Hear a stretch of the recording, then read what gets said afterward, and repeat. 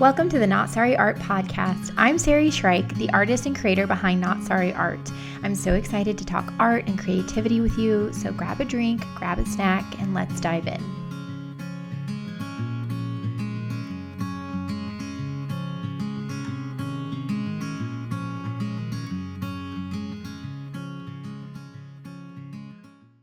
I also wanted to say that today's episode is sponsored by my book. I have a book coming out. I'm so proud of this, guys. The links are already up. I'll have them in the show notes. But the book is called Modern Still Life, From Fruit Bowls to Disco Balls. It is my take on a step-by-step painting book. I am really excited about it. Not only does it have like motivational tips and tricks to keep you going in your practice, but it also has clear and beautiful and full color breakdowns of the step-by-step process in my paintings. So I could not be more excited about it. If you wanted to check it out, pre-order it. It would help me more than you even know. Hey y'all, welcome back to the Not Sorry Art Podcast. I'm Sari. Thanks for being here. Today's episode is about the science of observation. Understandably, that might sound a little dry coming out the gate, but I want to encourage you that today's episode was really fun to plan and put together. It's a little bit of science, a little bit of my own personal experience as a painter and a teacher, and ultimately the call to action is going to be to sort of value and give yourself space to observe and why it's important. So the impetus for today's episode is that we are on the cusp of April. This is coming out the last days of March. And Plan April within the context of the painting community is often referred to as Plan April. In the Northern Hemisphere, it's spring. For most parts of the Northern Hemisphere, the weather is really lovely after a long winter. And so people are excited to get outside and bring their easels and go paint. And I absolutely adore plein air painting. And it's not necessarily because I think it's a superior form of painting. I am addressing that right out of the gate because I know that there's this weird, I understand it, but it's almost this like puritanical, like if you're not out in real life being rugged, like a painting isn't real. It's less for that reason. It's entirely not because of that reason. And more because the older I get, the more I see tremendous value in the skill of observation. I think it's the basis of media literacy. I think it's, the most important thing when it comes to understanding the world around you and making connections. And basically, I'm gonna sell you on that idea in this episode. Don't take my word for it, right? So without further ado, let's just dive into the episode. I want to start you off with an analogy that I give in a lot of my workshops. I know I've told to a lot of my students. And in my most recent workshop I did down in Wimberley, I remember I explained it, and it was one of those moments in teaching. I don't know if y'all have ever taught or given presentations. And you can tell when people go from a little bit, their eyes are glazed over, like they're interested, they're excited to learn information, but they're just sort of taking in information to like, you can see light bulbs going off. And one thing I always enjoy whenever I'm teaching is to sort of, because what you're doing is you're not only sort of giving facts and information to people, that obviously is the main thing you're doing, but you're also in a lot of ways like quantifying and qualifying experiences. There's like a bit of emotional labor that goes into it. And one thing I do a lot, because it was really helpful in my own journey, in my own practice, is reiterate just the difficulty of painting. And I don't say that in a way to bum people out. I always deliver it in a take water breaks, give yourself credit. If you don't come up with something that's a masterpiece, like you're still doing stuff that's incredibly hard. It took me years to get here. This is a learned skill. It's not a talent. It's those kinds of things I say. And that's led kind of naturally into a conversation that I have more and more with my students. And that is that observing is its own skill. So the analogy I often give is looking is to seeing as listening is to hearing. And so we know with listening and hearing that it's one thing to hear chatter in another room. It's one thing to hear your kids playing in the living room. It's one thing to hear a siren in the distance. And it's another thing to listen for it, right? And we know this with like interpersonal communication. We know when people are just hearing us versus listening to us. And there's even conversations around active listening. And so we know that there's quality to how we take in audio input into our brain, into our thought patterns. And it's the same kind of thing with looking. Sometimes I feel like we don't often give it the same credit. We think, okay, well, I'm just going to look at this apple and this coffee mug in front of me and I'm going to paint that. And we think often that most of the effort is put on the painting and that we see it. Obviously, we can see it. And so the painting should be easy. But I find that by and far, the thing that I'm doing as a teacher in these workshops, teaching people how to paint, is redirect them back to what they're looking at to make observations, plans, and distinctions that then it's easier or even just possible to take back onto their palette and their canvas. And so much of the troubleshooting is less mixing the right colors, putting it down with the right brush strokes, and most of the time, the correcting, the fixing, the troubleshooting exists in the act of observation. My job, nine times out of 10, maybe that's a stretch, I don't know, most of the time, the vast majority of the time, way more than half of the time, is actually correcting the observations that people are making. And, that's not because I'm naturally better at it. It's just, it has been my job for, 10 years and I've gone to school for it. And I've recently been really interested in, okay, well, what is the science of observation? Like, is it like a muscle? Can you strengthen it in the same way that, a distance runner can train and build up endurance and strength? And that's why they can run 5 laps, 5 miles, and someone else can only run a half mile. And the science absolutely points to that. And so to summarize this first point, looking and I guess even more specifically observing, which is another way you can kind of conceptualize this, is its own skill that takes time, effort, energy, and hopefully with the point of this episode is intention, giving the fact that just making good observations about what you're looking at, whether you're painting them, whether you're drawing conclusions, whether you're writing about it, whether you're proposing it for a work pitch, whether, you'll see in this episode, there's lots of ways that this can come to fruition.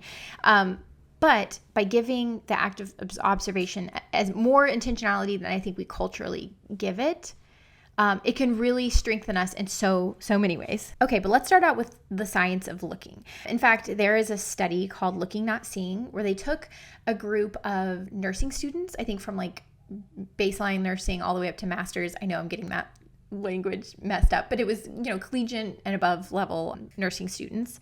And they had them divide up into 2 groups. They had a control group and an experimental group. The experimental group went into a museum and they had, I believe it was a 90-minute experience with artwork. So they went and they looked at the art. They had a dossier from the museum come and talk to them about the artwork. They branched off into small groups of 4 or 5 and had discussions about the artwork. And at the end, they all came together and had conclusions about the artwork. So, I'm assuming I'm talking mostly to artists in this podcast or people with, an experience in sort of fine arts. But a lot of what that would be is looking through the artwork, pulling conclusions. It's the basis of media literacy. It's like, do you see the hand holding an apple? What does an apple mean in our culture?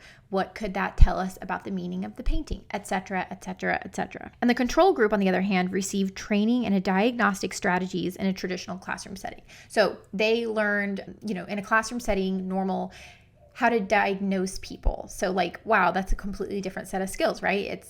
Seemingly on the outside, they're sitting in a classroom, they're going through a PowerPoint and they're learning how to diagnose someone typically in like a standard nursing program protocol.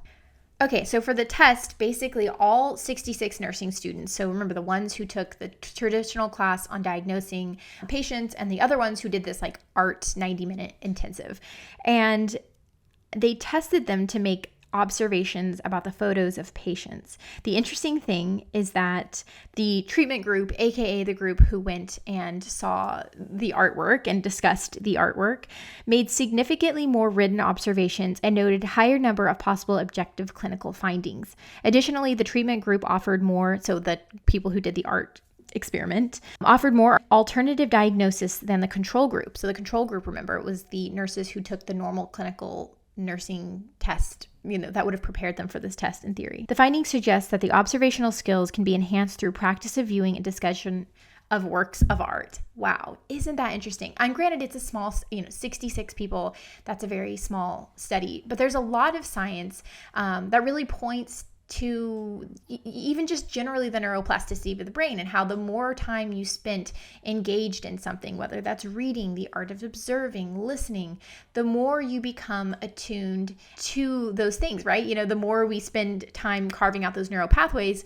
the more our brain is able to pick up on things. I don't know if you guys have ever sat in the car, listened to the radio with a musician, but they're able to pick up on all of the different instruments. And someone who maybe enjoys music, but has never delved into, what's the beat and what instruments are at play, and are they using some kind of a guitar pedal that creates an effect. I mean, people who know music can get that out. And it's not that those people inherently are built different. Certainly, I do believe in aptitude.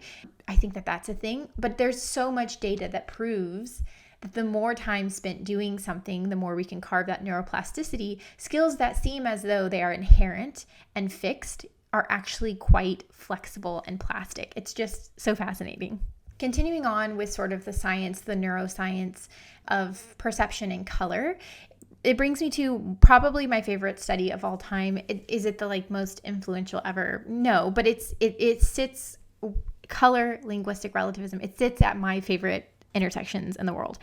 And it has to do with the Himba tribe in northern Namibia, which, for just brief geography reminder, it is the country that's west of South Africa. It's a largely coastal desert country. And because of its particular unique geography, which is, by the way, definitely worth a deep dive if you're interested, it is a very isolated, the communities who live there are very isolated. And where this is really fascinating is because it creates what are known as language isolates, which means it doesn't share common ancestors with a lot of other languages. And so it gives us an opportunity to study linguistic relativism. Language isolates are incredibly fascinating for this reason.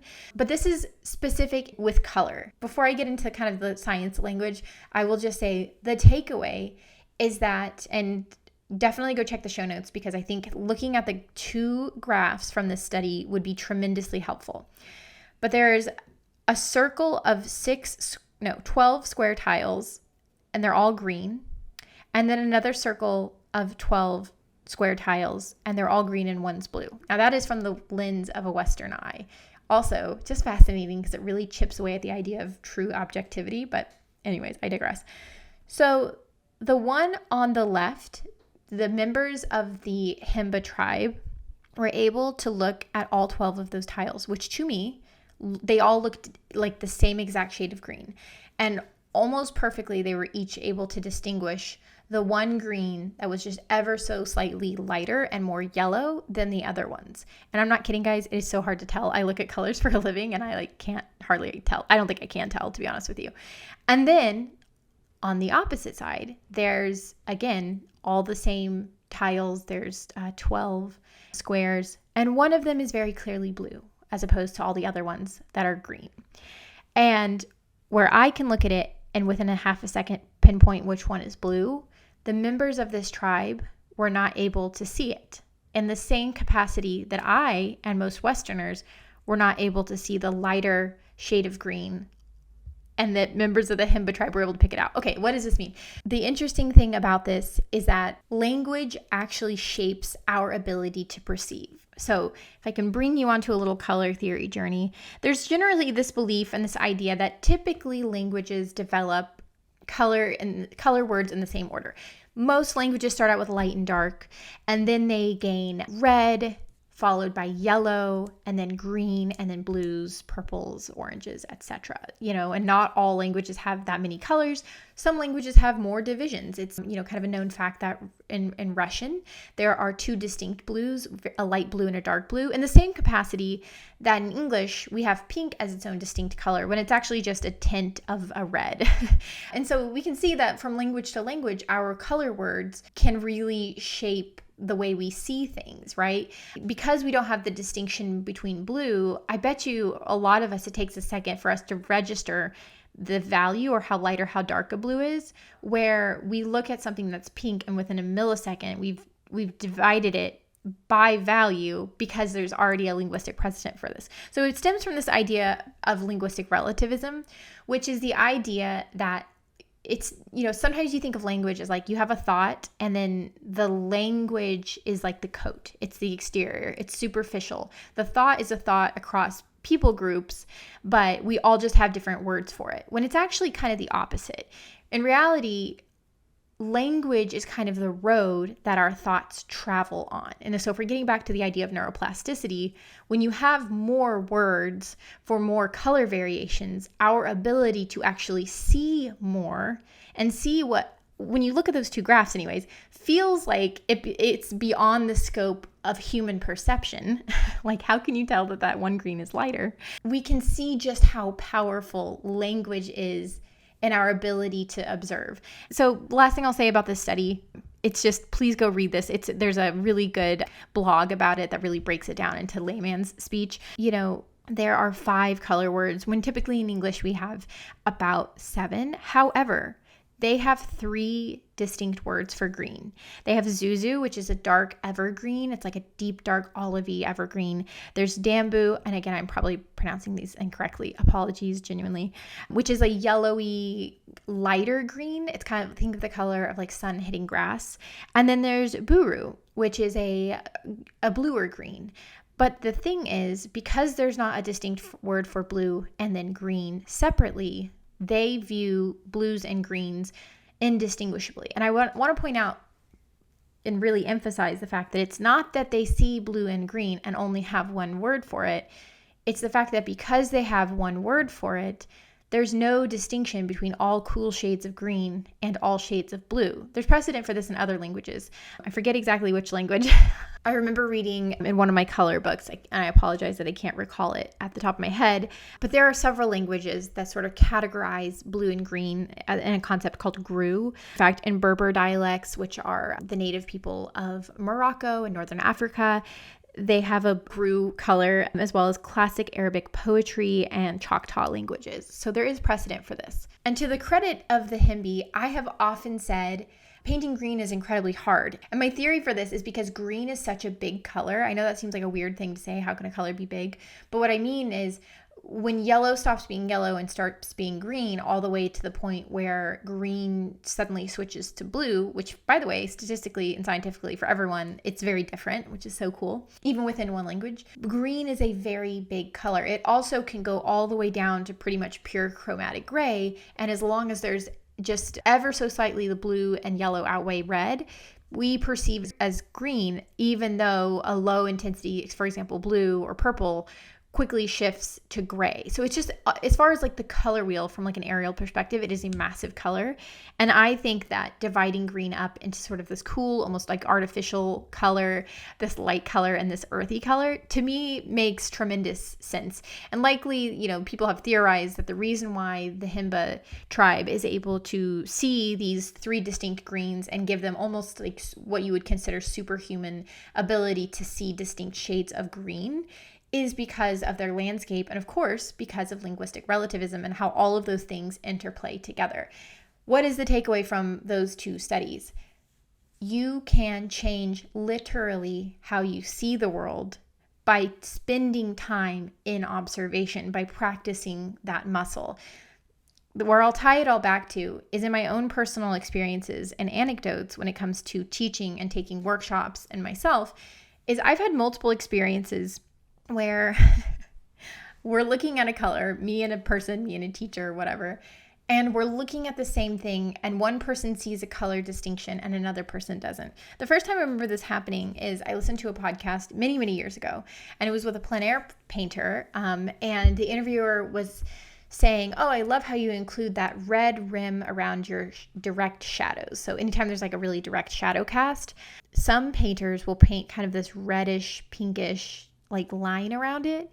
And she said it in a way that says, I think she may have even literally said, I don't know if people actually see that or not, or they just add it in because others do, but I think it's really nice. It was a very kind and innocuous comment. I'm not at all saying anything about that comment. The interviewee, I remember, said, I see it. And I remember thinking, I definitely see it. I know I've seen it.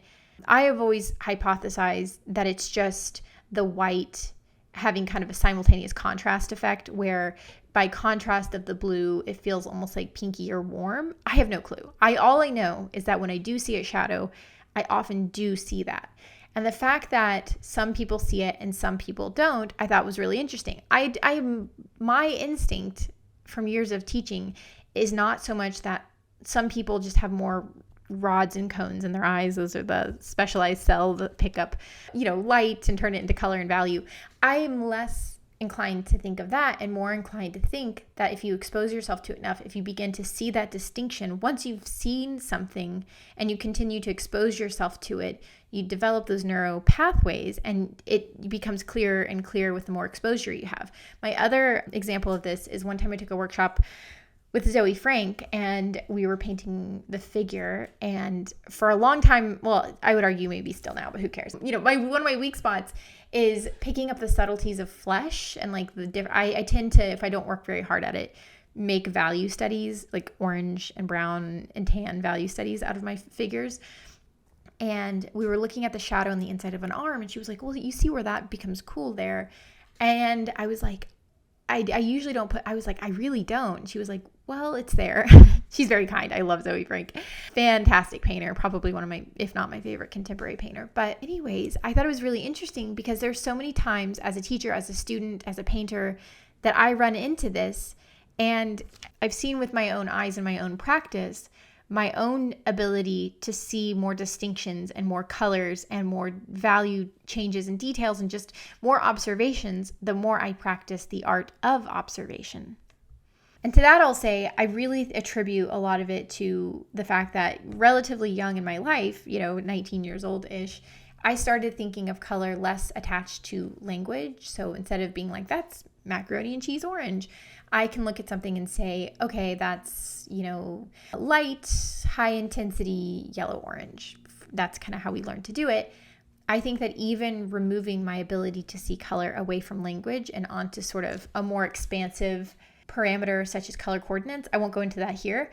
I think that that's facilitated people's ability, certainly my ability, to see more colors. And as a teacher who introduces that concept to students, I've had that said over and over where people will come to me and say, yes, because you showed me how to use this way of seeing, because we've practiced this kind of observing, I see more colors. What I used to would have thought was just shades of red, I now see purples and this color and that color. And I really do think it's a skill with practice, just like weightlifting, just like practicing pickleball or tennis. It's a skill that the more you put into, the more you get out of. And it's funny because I think of this whenever I'm on, so I don't know about you guys, but I'm on TikTok and I am on color season TikTok. So it's seeing color season. This is not me putting necessarily a big stamp of approval on it. I won't get into it too much. There was an instance where Alexis Bledel was on a red carpet and people were being so incredibly unkind and using color season to excuse what was just blatant ageism and sexism. And so I've thought about making content about color seasons because I'm very fascinated by it from a color theory standpoint. But I think as anything attached to any facet of patriarchy, lookism, I think it gets a little, I'm not ready to flesh out the proper qualifiers to begin to tackle something like this. But that being said, I do think it's fascinating. And I have this big, long theory. If you followed me for long enough, you've heard me say this, that I believe that women do a lot of aesthetic labor. And I have this big, long theory that, so much of my art training and arts education has come from the needs placed on women, the aesthetic labor that's often placed on women, whether that's cultivating room design, fashion. And even I remember being a kid and reading old Cosmos that my mom's friends would donate to us. I remember taking my color season quest. I still am not entirely sure if I'm an autumn or spring, but I really think it's interesting. One last and final example of this, how I've seen this play out IRL in real life, is with people who will show up on these color season pages and so many people will say, I just don't see it. I just don't see it. And I always am careful because I think in the art world, there is a lot of the emperors wearing no clothes happening, especially in like conceptual art spaces. I often do see like changes, whether they're good or bad, I think falls into kind of a more murky territory. Again, I think objectivism falls apart at some point, but I do see features being accentuated and, colors, subtle colors in people's face being brought out. It doesn't always for me line up perfectly with like, this is good, this is bad, but I definitely see distinct color changes. And I think it's interesting when people say there's no difference. And I'll say more specifically, I see this with men kind of popping into these, what typically seem to be feminine spaces and saying, this is baloney, there's no difference. You guys are all, sheep or, something to that effect. And I think it's an example that women who, a lot of us, and it's not all women, it's, certainly a lot of non-binary people and more men get into sort of the aesthetics of makeup. I think that's fantastic. But I often will see what I think comes from people putting in labor of matching their, eyeshadow to their eye color and getting highlights and paying really fine attention to features, maybe too much. To quote one Jemima Kirk, I think you think about yourself too much. I don't know. It gets very, I'm not condoning it. I'm just saying I see people have put a lot of time, energy, and effort, whether by their own desires or by the invisible hand of the patriarchy, who are on here and making these observations about color and finding it and seeing the changes. And I think for people who have never spent time and energy having to make those meaningful observations, to come in and say, I don't see it, I think is exactly kind of pointing to the whole message of this episode, which is to say, when you spend time with something, when you spend time in earnest observation, you open yourself up to being able to see more. And I don't think that's even just a metaphor. I think sometimes you see more. It's a metaphor, but I really do, from my experience, from these studies, from being a teacher, from studying color theory,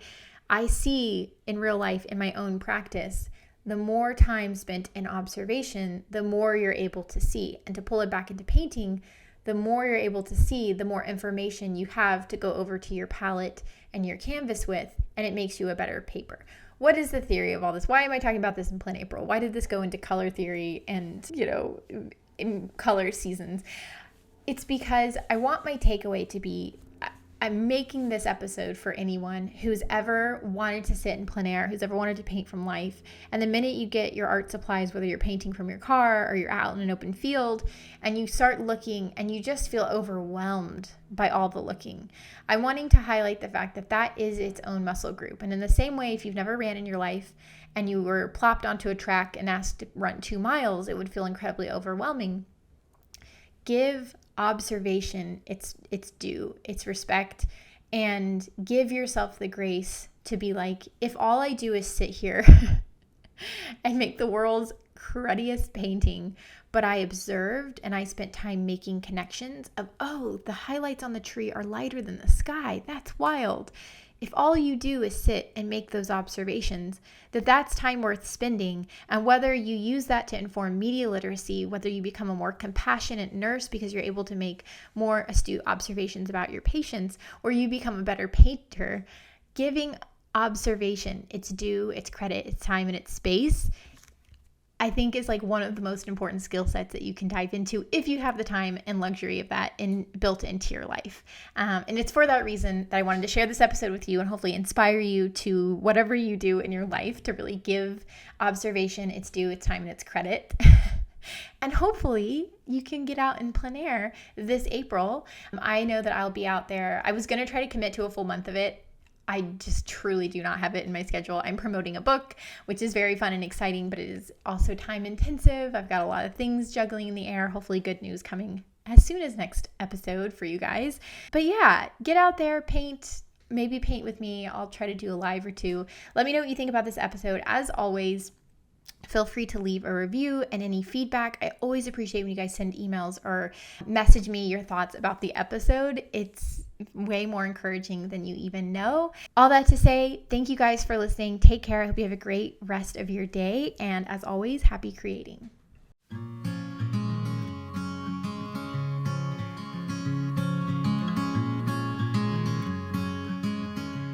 Thank you so much for listening and thank you for being here. I wanted to also encourage you guys to leave a review. The feedback is incredibly helpful.